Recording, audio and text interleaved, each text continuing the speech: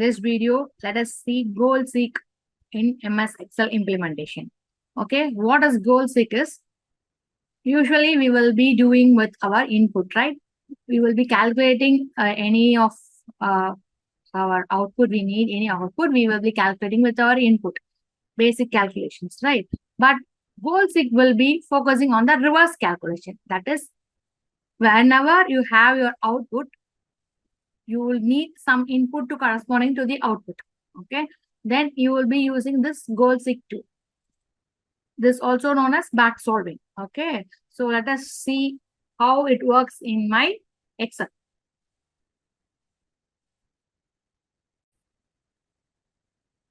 For example, I have a company. Okay, so I have a company, and that company has a unit sold of 500. The product sold is 500. I have sold 500 products with the rate of each is 34. Okay, with the rate of each is 34. And the sales value, how we will be calculating the sales value?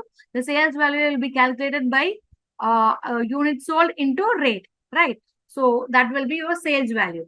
I just done a formula over it. You can see it. Okay, that is a formula over it. Then what will be the commission? So commission is 8%. Okay, after commission, what will be my final value? That is my result. Okay, for example, if I have a result of after commission, I have a result of 15,000. Okay, 15,640. But I have a question that if I get a final value as 2,000, how many units of products I need to sell? I have a question mark, right? For that, the goal seek analysis will be helpful for you.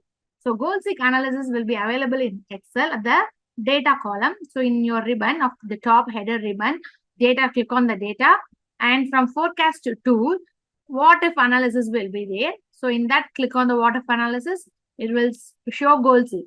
Click on the goal seek, and you need to have 3 parameters in it that needs to be set by you.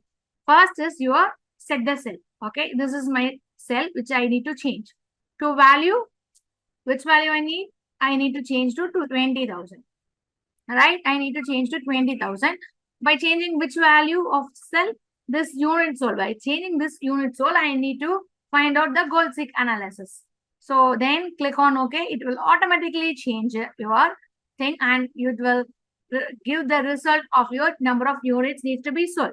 Okay, now for your result of your 20,000 rupees, you need to sell 639 product units to be sold for this particular case. Okay, so this is the end of the video. Thank you guys.